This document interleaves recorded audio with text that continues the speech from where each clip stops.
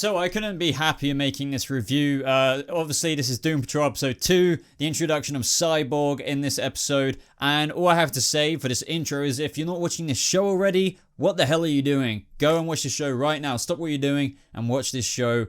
It is just fantastic.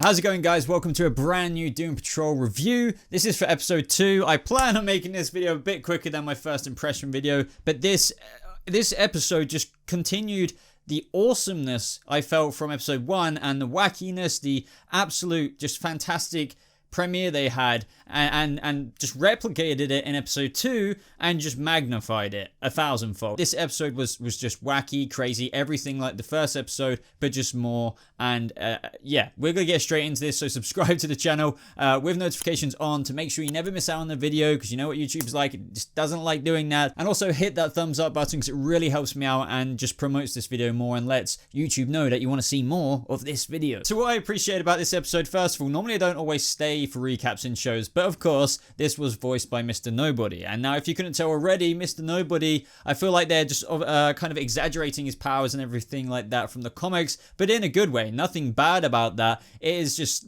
serving his character so well. This character is very meta, and I'll give you so many examples of that in just a second. But yeah, obviously it was recapped by Mr. Nobody himself. It was just hilarious, that opening intro. But this is what I mean by how good Alan Tudyk is, or should I say, sorry, the character of Mr. Nobody. Alan Tudyk's awesome, obviously, but Chief was asking who he was talking to, and I think he was referring to that recap we had at the beginning. And he's like, oh, you know, Grant Morrison fans, Reddit trolls with DC subscriptions. That is what I mean. They're really pulling that kind of Deadpool-y card, and I know some people hate comparisons, but just to put it in simple terms, that is kind of what they're doing there. And there's even more examples of that in this episode. This villain couldn't be any more perfect for season 1. But I also do want to point out how Mr. Nobody called the Chief an old friend. And somebody mentioned this on my Twitter feed as well, and I actually didn't consider this. I couldn't believe it. But what if Mr. Nobody was somebody Chief approached before for his abilities, maybe tried to get him in Doom Manor or something like that? That's why he's calling him an old friend. Obviously, old friend could be just, you know, a sarcastic comment anyway, but they obviously know each other from the past, and looking forward to a lot more with that. But anyway, Chief gets sucked up, and that was kind of the plot for this episode, and Crazy Jane just jumped in there after Chief. And Crazy Jane, my god, was she perfect this episode. But I still want to say Robotman really does feel like the core of the group, and I really hope it stays that way, because I feel like it really serves the show very well. But guys, we need to talk about Cyborg. He was introduced in this episode, and he was just fantastic. Javan Wade played him perfectly. I love this iteration of Cyborg. He's not in the Justice League yet, and I'll get to that in a second. There was a lot of really cool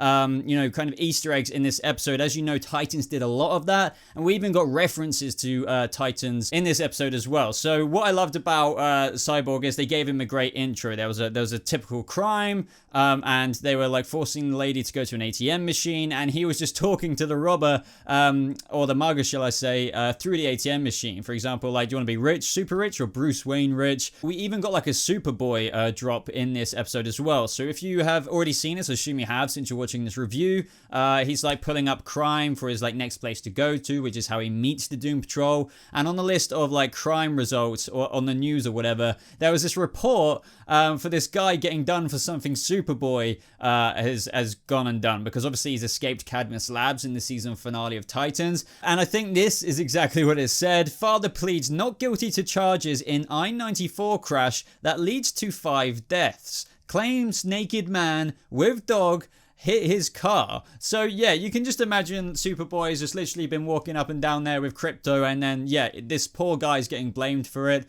So I thought that was quite neat to chuck in. This episode is full of stuff like that. But these crimes obviously weren't kind of enough. These were like generic news stories, so that's when we got like the Argus feed. But going into Cyborg even more, I really enjoyed the flashbacks. I feel like the relationship between Victor and his father Silas was done very, very well. They show that Dr. Gnarls has been quite involved in his life as well, and I really like how they explored how Dr. Gnarls is practically more of a father figure, I feel, or at least they tried to get that across to the viewers on the screen than Victor is, even with his own father Silas. Silas is literally all about trying to upgrade him, trying to push him to be better, and just kind of guilt tripping him, if anything, throughout the episode. But throughout the episode, we saw them spend time together. He's like, Dad thinks I could be in the Justice League in like 5 years' time once I'm done with my training. So this is what I mean. This is kind of the time period where Cyborg is at.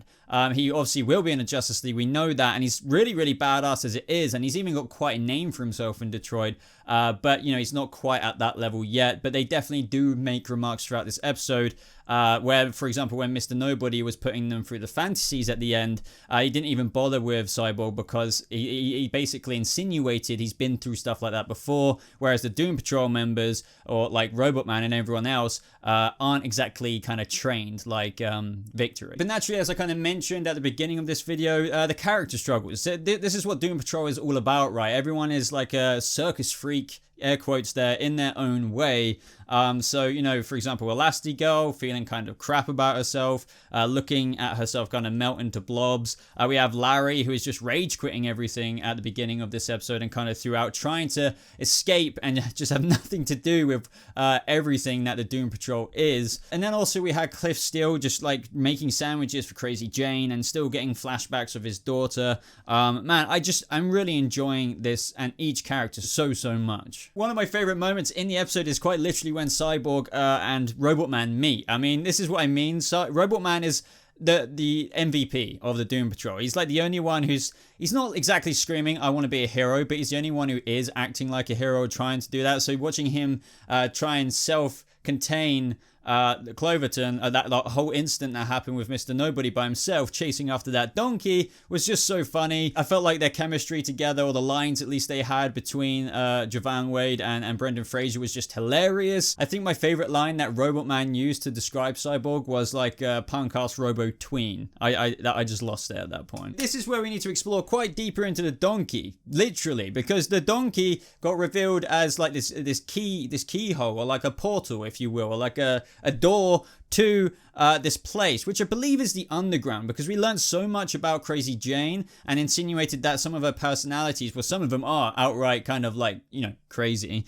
but that they know about this place called the underground. Once again, I'll say that she is one of the highlights of this show. We learned so much about her character and the different personalities that I was just so impressed by all the performances that she gave. I obviously forgot to mention up until this point, the donkey literally spat her out after she went in to save Chief, and the whole time, more or less during the episode, she didn't want to talk about what she saw and what happened down there. But Cyborg and Robotman were trying to appeal to her. I loved even more drops like how Cyborg was talking to Baby Jane, and she had this personality of baby doll, and she was such a big fan. She was like, you're way cooler than the Flash, and, you know, he was just leaning into her, just saying, you know, if between you and me, he's not actually that fast. So this is what I mean, insinuates that not Justice League, but he's bumped into other Justice League kind of heroes. Just stuff like this makes me think I can't wait for the future of the DC universe to be a bit more like established. You know, like how the Arrowverse is established and all the shows are very connected. We're at the infancy of this universe, and it's just so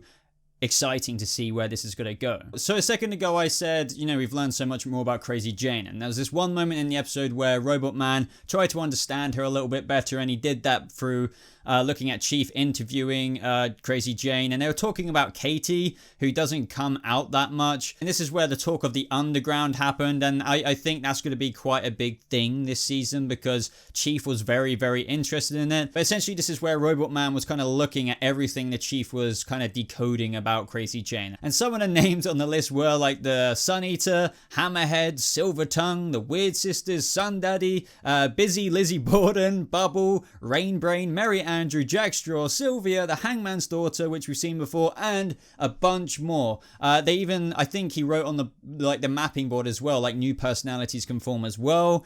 So, you know, God, she is just such a gold mine of a character to have in the show. But that moment when Cyborg actually managed to get Katie to come out because she saw what happened, that was pretty mad as well.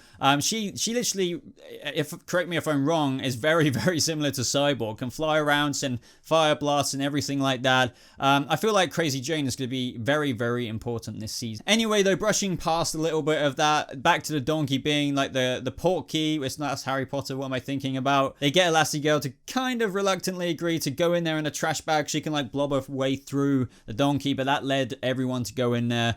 And this, we can't forget that the donkey is originating from Mr. Nobody's. It's kind of making me think, is this place like linked to the underground? Is the underground a place that Alan Tudyk's character, Mr. Nobody, has created another plane kind of existence? Because they really are bridging out this character so much more meta than what we thought. Like, so it wouldn't surprise me if he could create other planes of places, like what we saw this episode, kinda where the chief might be. So each character got put through their own kind of journey. He was giving them fantasies, and it was just so intriguing, this storyline. Like Mr. Nobody was narrating what they were doing, like as Elastigirl opened her mouth. So she was surprised hearing him saying that at the same time.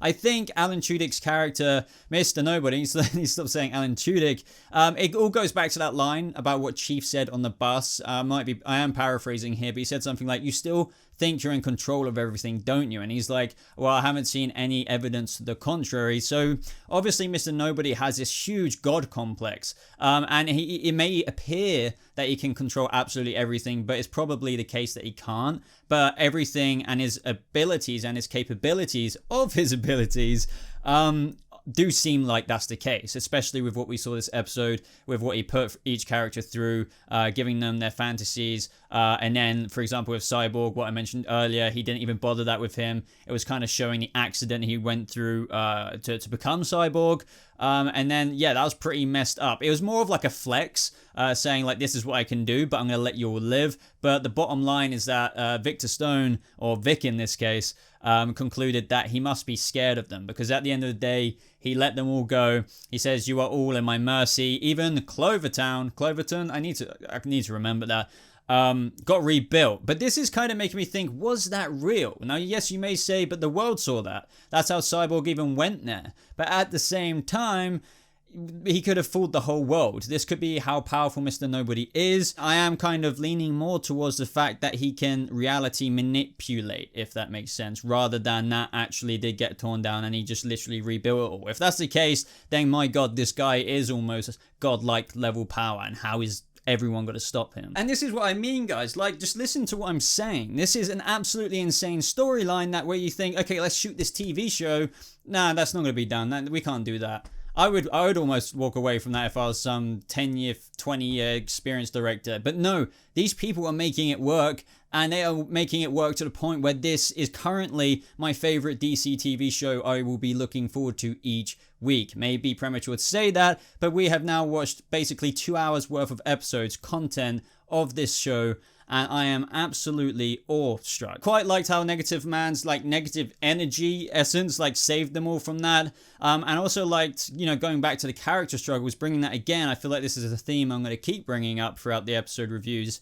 You know, he's like, "So I'm supposed to thank you," and it's like, yeah, in a way that's very complicated, because that must be hard for him, because he, you know, created Larry to be the way he is, like all burnt faced, and we got like that face reveal of present day. It doesn't look too much different, if not worse, than when we saw him walk out of that accident in the first episode. But then again, he saved their lives. So, you know, it was like we need to lay down some ground rules and things like that. So I'm really looking forward to more character development with Larry. But everyone got so much depth already, and we're only in the second episode. And that's one thing I want to applaud with Cyborg.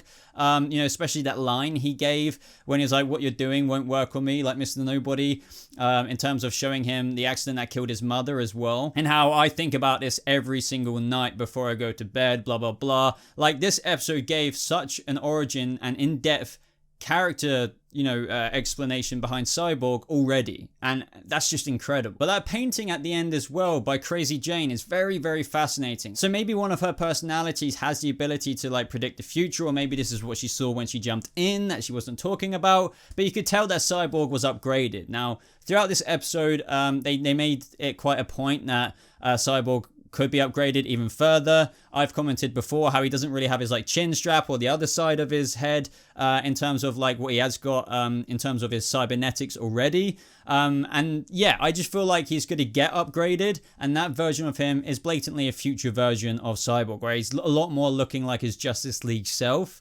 So that might be coming. I'd be surprised if we see it, just because I felt like they tried to keep it minimal because this is all practical costumes. So, and that reminds me another thing, I should have mentioned this much earlier, but that looked very, very, very good. So it was very intriguing seeing Crazy Jane paint this picture of the Doom Patrol members all like, I assume dead, Cyborg holding his father, and it just seems like maybe one possible outcome that we won't actually get to, but we're gonna have to wait and see. Well, it's not like the Doom Patrol are gonna die, but Crazy Jane is a big kind of you know, secret card that's going to be in this season. I'm sure she just has so much potential we have still yet to uncover. But I'm going to end the review there, guys. That was essentially the second episode. Let me know what you thought of this down in the comments below. If you haven't seen it and you've watched this review, seriously go and watch this show. It blows my mind. But other than that, guys, leave a like on it. If you did enjoy it, subscribe for more videos just like this. I really, really appreciate it. Links, as always, are in the description down below. And other than that, thank you so much for watching. I hope you guys have a lovely rest of your day, and I'll see you in the next video. Goodbye.